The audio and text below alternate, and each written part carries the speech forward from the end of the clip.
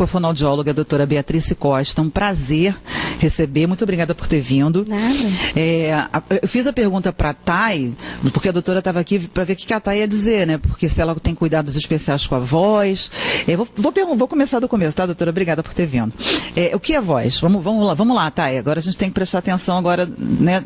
A gente que trabalha com a voz, né? Vamos lá saber o que é voz, doutora? Vamos começar do começo. Então, boa noite. Boa noite. A voz, ela é um som produzido pela laringe, né?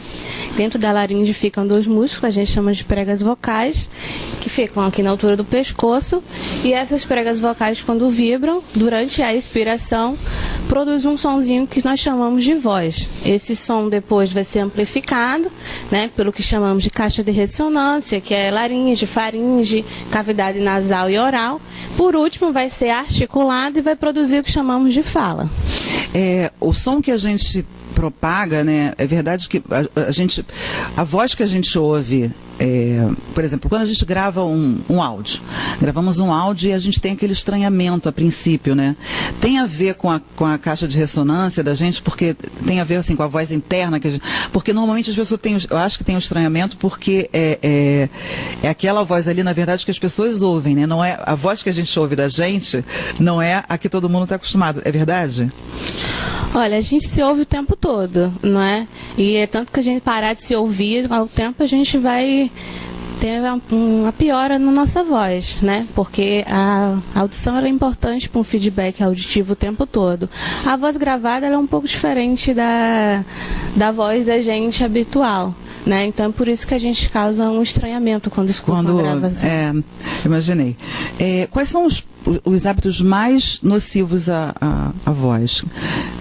Então, fumar. Fumar é muito nocivo à voz. Que bom, né, que eu não fumo. Beber, usar drogas, tossir beber o que? muito. Beber gelado, beber bebida alcoólica, beber o quê? Beber bebida alcoólica, sim, em grandes quantidades, principalmente quando se faz uso da voz profissionalmente. Entendi. Né? Mas sem importar se está gelado ou não? Essa questão da temperatura vai variar de acordo com cada pessoa. Tá. Né? Tem gente que sente essa diferença e tem gente que não vai sentir. O ideal é que não esteja extremamente quente, extremamente gelado. Uma temperatura mais próxima ao habitual. Mas aí você tem que se perceber, sabendo se aquilo está ou não está causando algum efeito negativo. Então, cigarro, bebida alcoólica são as piores coisas. Tossir muito, pigarrear muito, assim, que é uma das consequências do fumo, não é? Uhum. Falar muito grosso, muito fino, né, que foge do seu padrão vocal, você até quer forçar uma voz diferente do que você realmente tem. São hábitos que, com o tempo, vai causar danos nas pregas vocais e, consequentemente, vai causar sintomas como, por exemplo, a rouquidão. A pessoa que grita muito, que de repente, sei lá, muito nervosa, muito agitada, ou trabalha, de repente, professora de educação física, por exemplo, que às vezes não usa o diafragma, não projeta e tal, também pode ficar... Isso, assim, de acordo com a intensidade desse grito e o tempo que ela fica fazendo isso, vai sim gerar uma consequência na prega vocal dela. E a voz vai ser afetada, né? O ideal é que não gritar, obviamente. Mas assim, se você precisar exceder a sua voz para fazer um volume mais alto, interessante é trabalhar a projeção da voz e não o grito, que seria uma proposta muito diferente, né? O ideal seria que as pessoas que têm projetado fizessem um trabalho com o diafragma. Isso, com respiração, né, e com projeção de voz. O ideal é procurar sempre um fonoaudiólogo, né, para fazer esse planejamento de projeção ou de qualquer outra coisa que a pessoa precise no uso profissional. E com certeza devem ser diferentes, né, para o professor de educação física, para a cantora, para a locutora, apresentador, isso, né? Cada um usa a voz de um jeito diferente. Entendi. Né, no ambiente diferente. Né? Então, assim, o interessante mesmo é procurar o profissional para fazer orientação de acordo com as suas necessidades vocais. É verdade que o ar-condicionado também faz mal? Sim, né? O ar-condicionado, ele resseca o trato vocal. Que é o trato vocal. Acabou de desligar, gente, porque estava muito gelado. O trato vocal, ele vai da boca até a laringe, né? É esse caminho todo. E se você perceber, com o tempo de exposição ao ar-condicionado, você vai começar a sentir o ressecamento. Né? Que entra até... Então, isso. E aí, você vai precisar se hidratar mais, né? O uso da água, sim, frequente, vários goles durante o tempo de exposição, não é tomar uma vez só e não tomar mais. É ficar tomando vários goles durante o tempo de exposição, vai hidratar o organismo e vai evitar que você tenha problemas com o ar-condicionado. Ah, então é verdade, porque eu já ouvi falar, porque tem gente que tem receita caseira para tudo, né? Aí algumas pessoas já me falaram, olha, você come uma maçã por dia, sua voz vai ficar excelente, a garganta limpa, fica uma maravilha. Beber não sei quantos litros de água por dia também vai ficar uma voz linda. E tem uma outra coisa que as pessoas falam muito, é evitar locais, tipo boate, né? Locais muito barulhentos. Isso é mito ou é verdade? Verdade. Tudo verdade. Né? O uso da maçã, ele realmente limpa o trato vocal.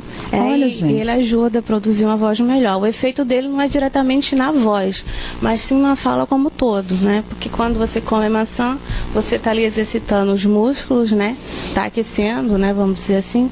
E sem falar na ação anti-astringente da maçã, que vai causar essa limpeza. Então a maçã ela é boa sim, mas não pode ser a única medida que você vai utilizar para se fazer o uso profissional da voz, né?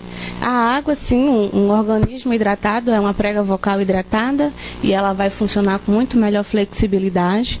E o ambiente ruidoso, ele é muito prejudicial porque você vai tentar competir com aquela fonte sonora para se sobressair e se fazer entendido. Isso. E nessa tentativa de aumentar o seu volume, sua intensidade de voz, você vai acabar forçando muito, né? Se você for fazer isso uma vez, você não vai sentir muito dano, a não ser que seja muito, muito intenso.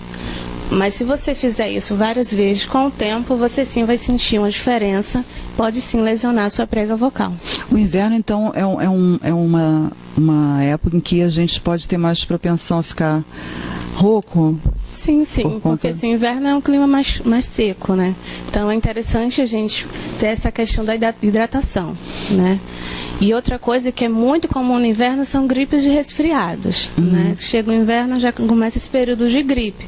O que acontece? Durante a gripe, as cordas vocais elas ficam muito inchadas, né? E aí fica difícil produzir a voz. E quanto mais você tenta falar, mais você vai forçar e mais vai lesionar as pregas vocais, né? Então é interessante, durante o período que se está gripado, tomar bastante água, evitar falar o máximo possível. Obviamente, quando precisar, tentar falar sempre em tom próximo ao natural. Nunca cochichar. Cochichar parece poupar a voz, mas faz o efeito contrário. É mesmo? Ela causa mais danos à voz. Então, assim, tenta falar o tom mais próximo ao natural, né? E tenta articular bem as palavras, né? Tenta mexer sempre a boca mais, né?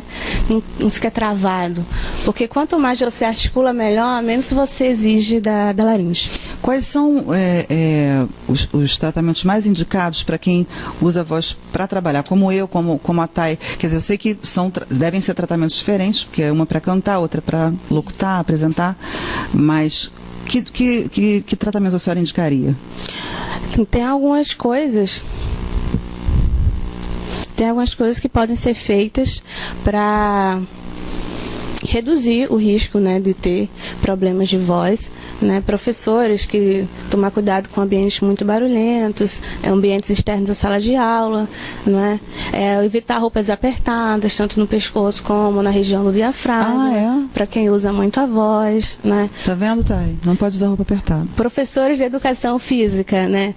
Evitar falar enquanto pega peso, né? Porque essa força que você faz atinge diretamente a musculatura laríngea, então assim é bom sempre separar esses dois momentos, né? Beber sempre muita água, né? E procurar uma orientação de fonoaudiólogo, assim, com certeza, ou de um médico, para ter um acompanhamento da sua saúde vocal. Eu fiquei curiosa agora porque esses problemas atingem também crianças, porque criança está sempre gritando, né? Tem muita criança que fica... Sim, pode acontecer sim. A disfonia, que é a alteração da fonação, pode acontecer tanto em adulto como em criança, né? Se a criança tiver um comportamento vocal abusivo da sua voz, que isso permaneça, né?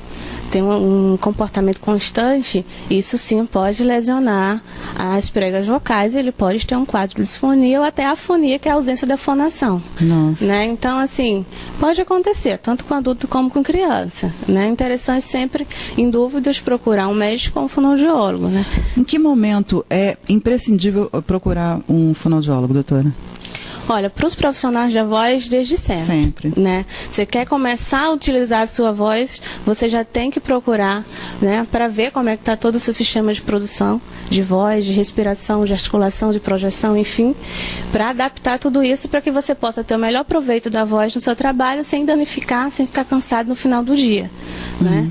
E se o profissional da voz, ele percebe que já está começando a ficar rouco no final do dia, já está com a voz cansada, sente dores, sente ardência na região do pescoço, então esse tem que procurar mesmo. Esse sim, tem que ir muito logo ao médico, otorrino e ao fono, né, para investigar, para evitar que isso se agrave, né, porque esses são os primeiros sintomas de problemas, futuros problemas das pregas vocais, né? Quais são os problemas mais corriqueiros que aparecem no seu consultório? Olha, o problema mais comum que se aparece é o nódulo vocal. Né? O nódulo vocal é um calinho, né, na prega vocal, pode formar de um lado dos dois, exatamente pelo mau uso vocal constante. Né? Então é muito comum aparecer, principalmente professores, mas assim, que pode acontecer com qualquer pessoa, qualquer profissional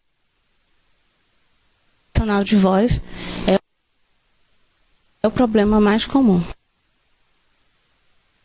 Muito obrigada, doutora. Eu conversei com a doutora Beatriz Costa. A gente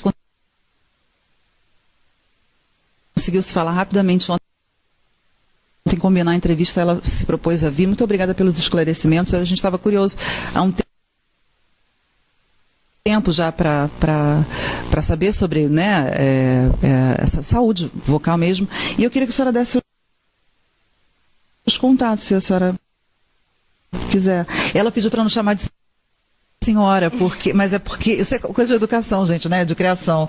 Desculpa, você, Beatriz, quer deixar o contato do seu consultório, endereço, essas coisas? Então, tem o meu e-mail, né, que é fgabeatricecosta@gmail.com. Em caso de dúvida, qualquer coisa, entrar em contato. Tá, fgabeatrice, com C, Costa, @gmail.com. Isso. Tá, qualquer dúvida pode escrever para a doutora, é isso? Isso. Muito obrigada pela sua presença, Nada. tá? Tudo de bom para a senhora, para você. Gente, escreva pra gente, programa monicalima@gmail.com, para participar também da promoção do Jean. Dá tempo da gente ouvir o clipe do Jean, Fabiano? Dá, então, um grande beijo, até semana que vem.